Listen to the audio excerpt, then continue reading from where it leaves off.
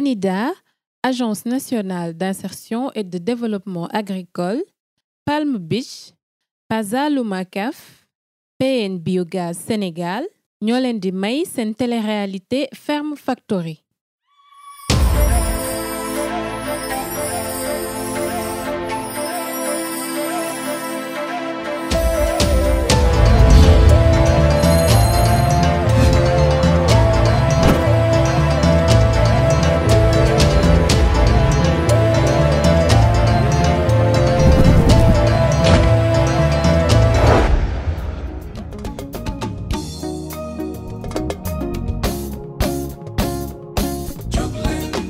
mbokk yi dalaat leen jàmm ci seen émission Ferme Factory muy suñu ñaareelu daje magum tool ñëwaat na ngeen war a jàkkaarloo ak yeneen candidat seetaanoon ngeen candidat yu njëkk yi épisode numéro 2 Ferme Factory ñi ngi ci casting yi ba léegi ñu dem ci boru géej gi. gis bande annonce bi en tant que jeune je me suis dit que ni war naa mën a participer ci lii participer ci sama développement réew ñu wax agriculture te kenn mënul wax économie te waxoo agriculture. Maintenant, je suis femme mariée, ma ñëw pour wane ni mën nga gérer sa famille, gérer sa benn lopin de terre ou quelque chose boo xam ne te du la déranger ci dara. Au Sénégal, on a l'habitude de voir jigéen au foyer. dama ñëw ne pour wane ni loolu mën na dañ te gëm naa ni war naa mën a bokk ci ñi remporter affaire.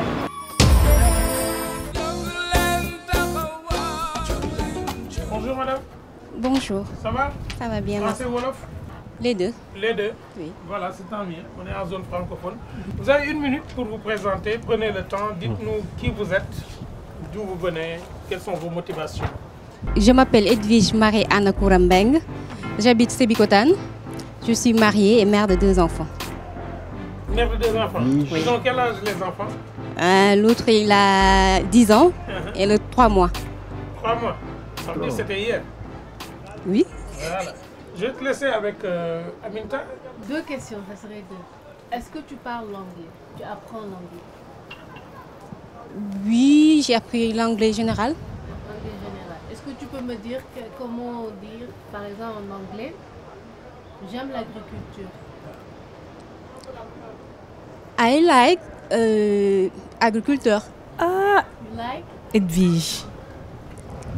I like agriculture. Agriculture moom kañ la nekk anglais. C'est de l'anglais francophone, non? J'aimerais te donner une situation. Oui. Tu es chef d'entreprise. Oui. Tu as des employés. Et chaque mois, tu fais des réunions. Mais tu t'es rendu compte qu'il y a toujours un qui s'absente. Qu'est-ce que tu fais? Tu as une autre réunion que tu dois refaire. Et la même personne ne vient pas. Quelle est ta décision que tu dois prendre en tant que manager? Bon, si cette personne est vraiment un maillon essentiel, bon, je vais chercher à savoir d'abord pourquoi il est absent. Mais il l'a fait 3 fois. 3 fois. Il peut être malade, mais je suppose que s'il est malade, il doit m'informer. Chef, tu habites Sébikotane. Oui. C'est une zone de prédilection horticole. Oui. Quelle est la spéculation la plus cultivée dans cette zone destinée à l'exportation? Je vais répondre avec le cœur un peu pincé, parce que tout simplement, Sébikotane était réputée pour ses fruits. C'était vraiment une zone où on faisait de la culture. Des mandarines, des oranges, pamplemousse, de la mangue, tout cela. Mais aujourd'hui, avec l'urbanisation, ça a tendance à disparaître. Qu'est-ce que l'ANIDA? Pardon? Anida, c'est quoi? Anida, vous connaissez la structure qui s'appelle Anida? Non. Vous ne connaissez pas l'ANIDA? D'accord. Excusez-moi, j'aimerais bien savoir l'ANIDA c'est quoi aussi? C'est l'Agence nationale d'insertion et de développement agricole. Donc c'est une structure de l'État qui dépend du ministère de l'Agriculture. Merci. Moi, je ne serai pas méchant avec vous. Hein. Par contre, autrement, j'ai beaucoup de respect pour vous. Parce qu'il y a un homme, il y a 3 mois, job, c'est déjà quelque chose. La situation que je te demande, c'est quoi? Tu as 3 enfants ou 2 enfants. Machallah, situation est moi. Gagner presque 5 millions de francs CFA. D'accord? 5 millions. Tu as mais tu mu jékki-jékki néeg bi di tàkk 5 millions yaa ngi ci biir di tàkk sa doom mi ngi fii yaa ngi ci diggante bi benn xaj mi ngi daw jëm ci sa doom pour matt ko tu as un choix à faire da ngay dem sauver 5 millions yi wala ngay sauver sa doom parce que tool bi la ou pas qu'est-ce que tu fais? Je peux répondre par une anecdote. Par Une anecdote. Vas-y. Alors, moi je dis que je suis pauvre et quelqu'un vient me dire dama bëggoon nga jaay ma sa doom mu ne ma teg naa 10 milliards pour nga jaay ma sa doom ànd du neex ba ma jaay ko parce que sama doom moo ma gënal lu ne. C'est vrai que 5 millions dana naaw mu ngay tàkk man dong mënuma koo fay sama doom dinaa ko sauver peut-être que ne avec le temps bu màggee dina ma jàppale ma fay 5 millions yooyu. Bravo. Merci. Dernière question pour te libérer. On dirait que tu travailles dans les relations publiques. Tu es habillé comme qui de relations publiques. Ou bien quelqu'un qui est dans le marketing. Voilà. Moi, j'ai fait une formation infirmière que je n'ai pas terminée malheureusement. Après, j'étais dans une pharmacie à Louga. Oui, mais j'ai aussi été chez les sœurs. On me dit toujours que tu es coquette, moi je suis une sœur. Merci beaucoup. Aminata, tu veux rajouter quelque chose? Mais qu'est-ce qui t'a poussé à vouloir faire ce casting? Comme tu dis, tu es passé par la médecine. Quand j'ai vu le spot à la télé, j'étais enceinte. Et j'ai envoyé le message comme ça. Alors j'ai une sœur qui travaille avec, qui fait pharmacie vétérinaire. J'ai dit à ma petite sœur, tu veux pas essayer, tenter ça? Elle m'a dit non. J'ai dit moi j'ai envoyé mais je ne sais pas. Et quand on m'a renvoyé un message, j'ai expliqué carrément au gars que moi j'étais enceinte, je ne pouvais pas participer. Mais c'est quelque chose qui me plaît beaucoup. Parce que quand j'étais à Louga, ma grande sœur a une pharmacie là-bas, mais chaque hivernage, nous on va cultiver de l'arachide. Même si ce n'est pas nous qui le faisons proprement dit. On a des surgas, entre parenthèses, qui font ça. Mais dañuy dem ramasser arachide yi, maanaam toppaat tool yi, dajale, yooyu yëpp dañ koy def. Malgré qu'elle est pharmacienne. Merci Edwige. Merci beaucoup.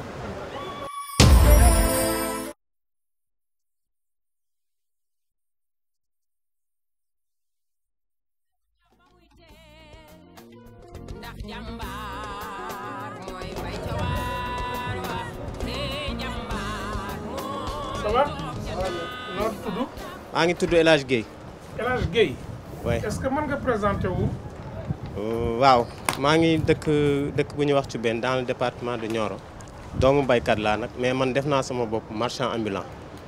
maa ngi am 34 ans maa ngi waaj am 35 ans jàng naa tuuti def naa BFEM mais aw ma ko après ma bàyyi def naa alxuraan tuuti tamit. Am nga jabar ak ay doom? am naa jabar waaw am naa ñaari doom. Ñaata jabar nga am? benn. Am nga gel?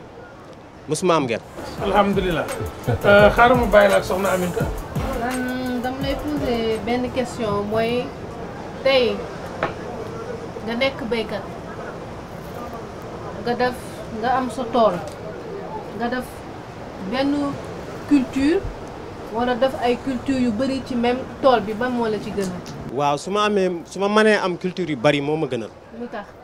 waaw parce que d'ailleurs boobu comme ñun ni ñu dëkkee Sénégal fii pour nga bay lekk moo gën a yomb bay mi léegi mënatu ci am dara presque bay lekk daal soo mënee am fii kanja am fii kaani am fii dara nga xam ne li ngay soxla da ngay dem dagg ñëw togg moo gën nga dem jënd waaw loolu daal moo bokk na ci li ñu gën a sonal ndax ñun bay gerte rek la ñuy bay d'ailleurs li nga bëgg a li ngay dundee yëpp après da nga koy dem jëndi waaw bu ma mënee diversifier daal moo ma gën a. te bu fekkee li nga am matul hectare nga bëgg ci bay lu bëri loolu nu muy dem. li ma am su matul hectare. waaw bon li ma am su matul hectare ma bëgg ci bay benn mbay presque du ma jëriñ dara daal mais su ma ko xaajalee comme ñun la am fee Saloum da ngay gis benn territoire bu ndaw nga def ko kànja ci lay ëpp rentabilité nga bay hectare gerte moo tax su ma mënee am fii tuuti kànja fii tuuti kaani fii tuuti kii tamaate moo ma gënal bay gerte ak dugub comme li ñu xamoon ñun loolu rek lañ xamoon. tey nga bay noor wala nawet ba moo la gënal. ma bay wala noor. nga def ñaar yëpp lan moo la gënal noor bi nawet bi wala nga def ñaar yëpp. waaw xam nga baykat moom bay rek la am su ma nee bay toute l'année. waaw moo ko gënal foofu. ndax ñun 3 mois la ñuy def léegi saison. waaw gën saa bëri 7 mois. li ci des yëpp da nga koy taxawaal. léegi nag ci yenn agence nga war a dem pour wax ngi dama bëgg a béy 12 mois sur 12 si ñan nga war a diriger. gis naa ANIDA daal. gis naa leen Taïba Niassène. waaw. d'ailleurs ñoom noor sax la ñuy bay duñ bay nawet. ok. waaw mais doo xam fan ngay jaare pour nga yegg si ñoom. mais ñooñu daal laa ci xam ANIDA. gis naa fa benn projet bu fay ñëw temps yi mais duut pour bay at mi yëpp. pour changer mbay la ñuy wax mais semence certifiée lañ lay wax ak yeneen. maanaam duñ la proposer indi la ndox pour nga mën a bay at mi yëpp. ANIDA ngi nii sax. ANIDA ngi nii xam nga ANIDA Cheikh a ngi nii ANIDA ki mooy Cheikh ANIDA dégg nga. xam nga wax nga lu tax ne mbay bu ngeen say def mbayam noor yan jafe-jafe tax du ngeen def mbayam noor pour yow. ah lu tax nit ci duñ def mbayam noor ban jafe-jafe. waaw ñun fañ dëkkee amuñu ndox. ndox mee tax. waaw. man chaque année damay tenter pour kii mais robinet moo fay nekk. da ngay calculer soo si bëggee bay doo si génn. dem nga Taïba Niassène. dem naa Taïba Niassène. xool nga lu tax ñoom ñu mën a béy nawet ak noor. waaw gis naa ne dañoo am foofu forage. forage waaw. waaw dañ ko gas bu mu bënn ñu kon monté daal ko. wóor na ne boo amee ndox am forage mën ngaa béy. waaw noor ak nawet. waaw. da nga ne booy béy gerte ak dugub boo béyee benn hectare doo ci am dara boo comparé ak béyu hectare béyam noor di ci gëm bu bëri. lu waral lool pour yow nga foog. pour man. xam nga man damaa judd si bay ba ma juddoo ba léegi. gerte laa fekk ñuy bay. ak dugub ak mboq. te mosuñ ci avancé. mais da ngay gis benn waay bu jógee fële. ñëw bay xaal ci dans 3 mois wala yooyu jaay 600000 wala 800000 des fois sax man daaw gis naa ko jaay xaal 3 millions. nga bay xaal mu jeex léegi nga jàll ci leneen. wala nga am kaani dégg naa mën na dem ba 7 mois wala yooyu. kanja dégg naa fekk mu ngi tooy sax mu ngi meññi. man daal moo ma gënal. dernière question. da ngay wax sànq ba léegi ñetti yoon doomu baykat. te li ngay wax mbayum gerte la ma gën a jox. diggante ruuj ak farmanku lan moo dox ci diggante bi. ruuj ak farmanku. lan moo dox ci diggante bi. waaw loolu mooy nawet. ruuj nga ba pare looy def. lu ci boo ruujee ba pare da ngay ji. da ngay faru xaar yàlla ji taw nga ji gerte bay defar ba mu set nga toog lolli bi mboq ñor nga damm góob après farmanku daal mooy bu lépp ñëwee li nga bay woon. ah merci. jërëjëf merci beaucoup. fàttali ñu sa tur. El Hadj Guèye. jaax na Guèye jërëjëf.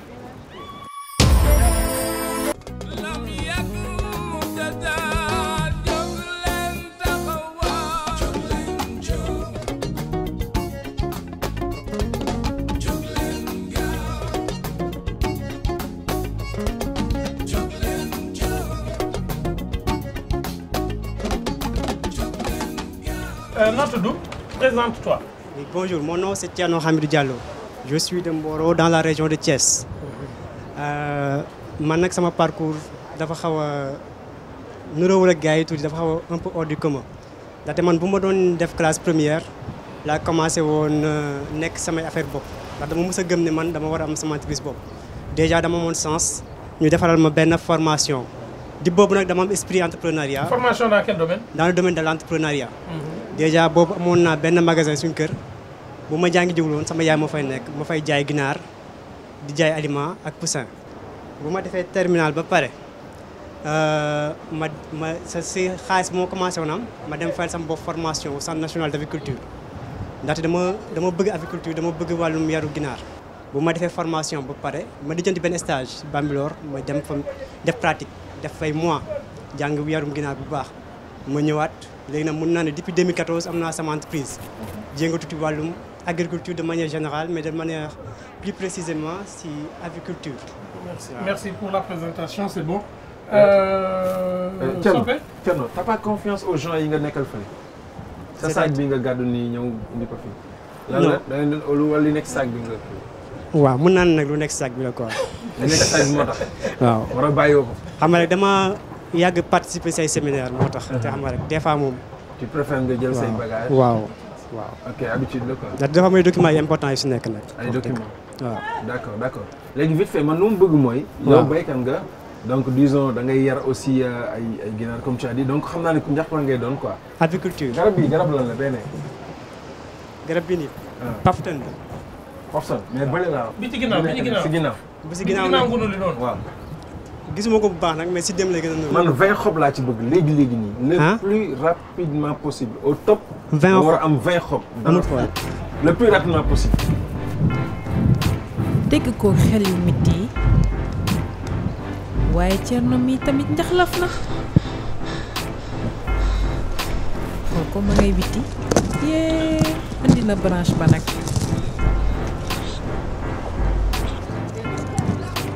mu yow Thierno moytul lii dafa am ay dég di defal nànk balaa mu laa jam di waaye coach soppe moom it épreuve bu ne moo koy def xale yi waaye baax na li ñaata la 20 xob léegi man sama problème mooy 20 xob laa bëggoon léegi yow indil nga ma lii lépp nii lii du gâche lii du yàq wala. mën nga dellu voilà léegi ñi ngi jàkkaarloo man ak yow. question bi dégg nga ko. ñaar fukki xob la laaj yow nga dem fàq garab léegi est-ce que tooñoo garab gi. tooñ naa garab bi mais nag mun naa ko utiliser si leneen mun naa yóbbu xob bi suñ kër denc ko fa ndaxte lii ba mu ko weeree si naaj bi day wow moo ko weeree def ko si sachet denc ko mun naa ko soxlewaat. Aminta. li nga wax da ngay jël xob bi def ko ci sachet loolu lu mu tudd. loolu conservation la tudd. voilà conservation am na beneen tur. conservation am na beneen tur. transformation. waaw transformation la waaw jërëjëf. loolu mooy domaine am c'est vrai. xam na li muy wax. Aminta. léegi Cheikh Anida. yan jafe-jafe nga xam ci mbéy. si wàllum ginaar. waaw yan jafe-jafe. wàllum feebar moo gën a sonal di yar ginaar Sénégal. man nag lu ma constaté sama expérience mooy ñu yar ginaar ñu si gën a bëri defuñ formation boole ne yow ginaar ngay jàng sax dañ lay reetaan te ginaar dafa bëri feebar am na plus de 3000 feebar yu mun a am fan yële si ginnaaw amoon nañ feebar mareb yàqoon na fii ay milliards yu bëri ñu pare ñu am feebar imopes te ñoom ñëpp jànguñu te ginaar moom boo si nekkee jàngoo da ngay yàq sa xaalis. yow mi yar ginaar ban poids nga xam ne boo ko amee. waaw di nga am xaalis ki ngay jaay xolam sedd. waaw xam nga nag pour wax dëgg nag ginaar yi mën a guñ amandoo même poids mais man moom bu ma amee 30 jours am naa kilo 1 kilo rek war naa mën a commencé 1 kilo 500 war naa commencé mën a jaay. waaw yeneen yi nag moom yafalal lañ bañ gën a màgg ma jaay la voilà. merci beaucoup. Parce que j'ai remarqué 3 choses en eux. En ce qui concerne celui qui fait de l'aviculture, il avait de l'audace, de l'humilité et aussi de la détermination. Et on sentait vraiment qu'ils avaient envie d'apprendre. La plupart du temps, quand par exemple on fait des épreuves comme ça, da ngay fësal ne lu ci gën a bëri tu demandes ay épreuves physiques. Alors quand j'ai demandé à Amidou Diallo de m'amener je pense 40 xobu sidem des choses comme ça. Et je pense que li extraordinaire en un laps de temps dafa daw. Arrivé ci garab bi tout ce qu'il a à faire c'est dem bay rëcc par benn après il s'est dit non tiens j'ai un problème de temps rek mu dagg benn branche indil ma. Il est arrivé sur place pour commencer nag dagg xob. Je me suis dit ok donc au-delà de l'aspect physique li gën a am solo mooy ci ñoom am na ñuy développer ci seen conscience. noo tudd. Ami Dem. Amina. waaw. voilà Amina may naa la 1 minute pour nga wax ñu yaay kan jaayal sa bopp. maa ngi tudd Ami Dem dëkk Géejawaay. waaw. yaay kan. artiste la sama jaar rek lii bariwul damaa juddu yàggul dara sama papa génn àdduna ma nekk ci kër gi ma nekk sama yaay di jàppale sama yaay ci kër gi après ma dem defi théâtre. théâtre ngay def yow. waaw. ñaata pièce nga joué gun. non bi ma ci duggee léegi yàggul joué gu ma ci ay pièces. li jàll télé loolu théâtre la wala loo tuddee théâtre yow. théâtre mooy liy yeete. waaw mais bu ñu yoree caméra teg la ko filmer après teg ci télé bi est-ce que loolu théâtre la. loolu ba tey tamit ci la bokk génnu ci de. mais est-ce que théâtre la. loolu film la. xaaral ma bàyyi la ak sa mbokk. ok d'abord théâtre kat lan lay jote ak mbaykat. théâtre dañu la ak bay nga jékki-jékki rek jógee fële ca théâtre ba ñëw pour bëgg a bay. ah affaire bi moom lépp gëm-gëm la rek ndax bay bi ak théâtre bi rek lépp liggéey la da ngay simmi sa mbubu théâtre bi dem dugg sol sa mbubu bay nekk ci àll bi di bay. ah kon sumi sa mbubu nii ñu bay tuuti sumi yére bii si kaw moom sumi sa daal yi. amoon naa sànq benn kaas bu ma yoroon kaas bi moom méttiwul kaasa ngi sumi rek an sama butéel bi moom foog nga njaxlaf par force njaxlaf am na sama butéel bi daa wax fii butéel bi bu tax théâtre kat ñun dañu tooy da nga la mën a voilà defal ma fii tey am géej gaa ngi na gaaw na fees ah ñun aca yaa xam aca bàyyi fi micro boo dem géej moom bàyyi fi sama micro. acca ami acca dawal gaaw.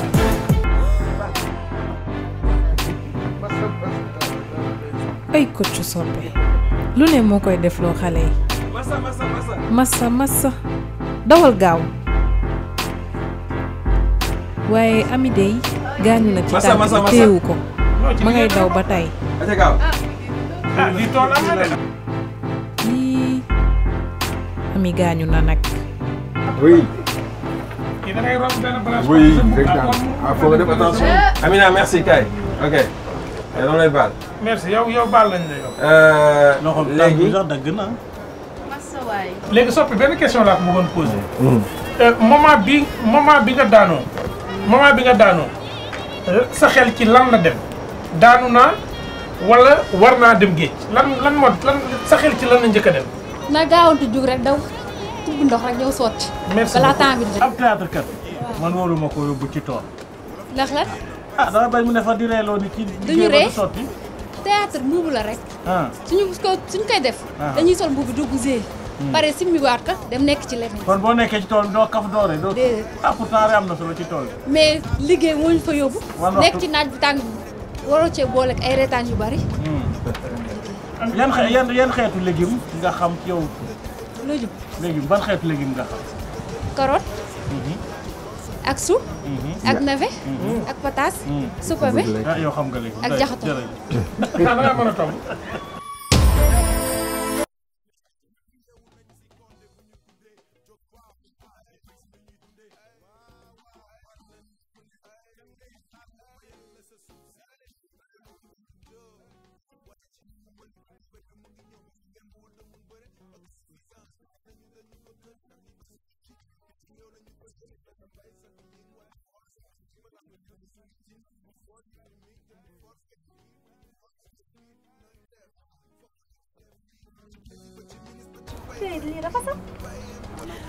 yii ami nag gaañu na nag man dama yaakaaroon ni sax yow da ngay théâtre nii di comédie ndekete nag gaañu bi métti na nag dëgg yàlla. yii bile casting moom doo ko mësati fàtte. waaye nag noonu la boo bëggee dugg Ferme Factory da ngay nangoo endurer yàlla baax na muñal rekk léegi mu jeex. gaañu bi ci la bokk ndax mënumaa gaañu rek bëgg a demaat ñibbi kon loolu moom wax dëgg yàlla moo toog a yemoon dama ne naa fas jom rek góorgóorlu metti na torop nag ma ne naa fas jom nag góorgóorlu nekkaat ci am naa yaakaar ni dinaa continuer te damay continuer sax incha allah. dama defoon formation infirmière et malheureusement àggale wu ma ko woon te dama nekkoon ci pharmacie loolu moo tax. bi mu amee choc bi nii ma ñëw assister ko defal ko premiers soins yi. kaam garaawul noonu parce que blessure bi rëyul elle n'est pas ouverte mais am na choc ak contact bi choc boobu moo xaw a metti nag moo tax tànk bi dina mel ni lu xaw a enflé mais su jëlee ay anti-inflammatoire yooyu dina jàll.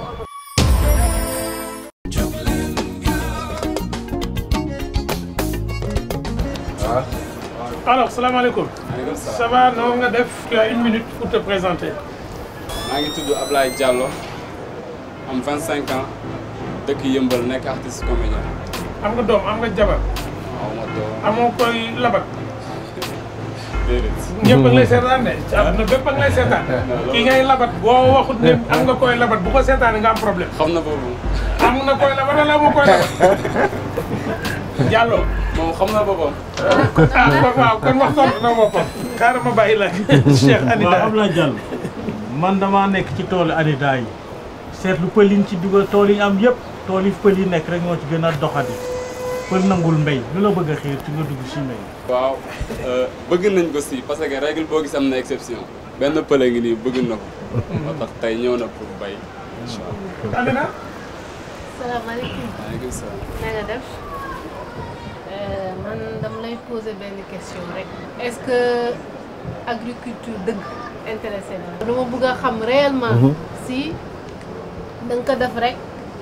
pour dugg ci émission bi pour siiw. wala da nga ko bëgg ndax da nga ko bëgg. parce que am na siiw am na bëgg parce que mbay bu yeewu benn suba teel nga découragé rek bàyyi c'est pas ça passion la nga gëm la. nekkul ni siiw moo ma ci dugal. comprendre nga dama ko bëgg parce que gis naa ni mbay dafa am solo ci réew. mbay dafa am solo ci réew ndax ndaw ñi bu ñu demoon bu ñu delluwaatoon tool ya dellu bayiwaat j'espère que ni émergent yi na gën a am incha allah. nga am tey entreprise. waaw. sa tool nekk à 1 heure de Dakar sa employé woo la ne ah patron tuyau bi éclaté na mu yee la ay 4 heures du matin wala 3 heures du matin est-ce que di nga jug. damay jug ci guddi gi dem defari tuyau bi. donc comme xam nga yow gëm nga mbay te moom xam naa ni nga répondre moo tax donc xeer bi ngay jël da nga koy yenu donc bu fële gars yi nekk naan gëm naa mbay bu mu ñëw fii moom mu dégg ko vite fait di bële bu ñuul boobu def ko sëb digg bopp bi xam nga da ngay defar xaw ma fii ñun defar wuñu de. une minute moo la dese yóbbaale micro bi yenu ko teg ko sëb bopp fii duñ ay jeune de boy ay baykat lañu jëlal laay moytul yow xeer mi de dalaa naroon a gaañ yenul waaw yenul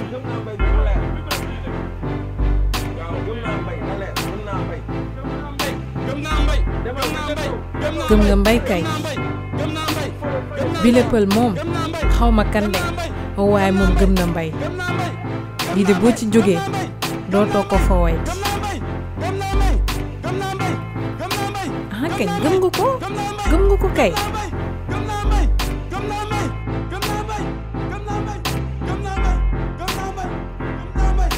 waa professeur yow mënoon nga koo wallu ne ko mu wàccee ko lii dafa metti ndeysaan xool leen ña ngay ree te xamuñu ne roche la yem gëm nga ko kay gëm nañ la coach Amina da koo yërëm ndeysaan moom de ma ngay yenneeku te xaarul ko ne wàcceel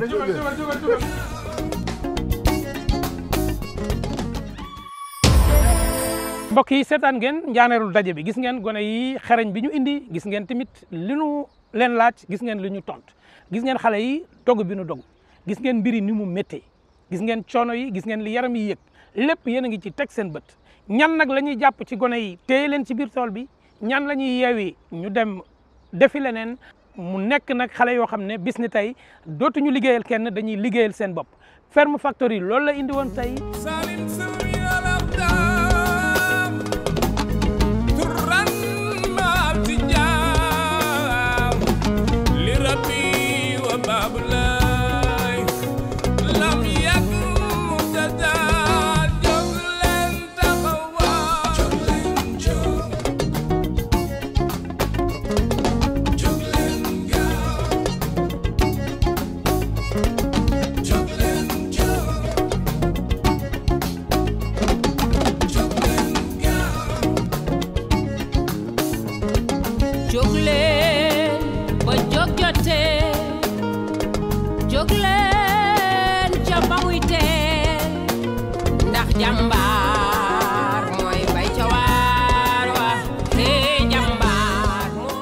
ANIDA, Agence nationale d'insertion et de développement agricole, Pazaluma CAF, PN Biogaz Sénégal, Palm Beach ñoo leen doon may seen télé-réalité Ferme Factory.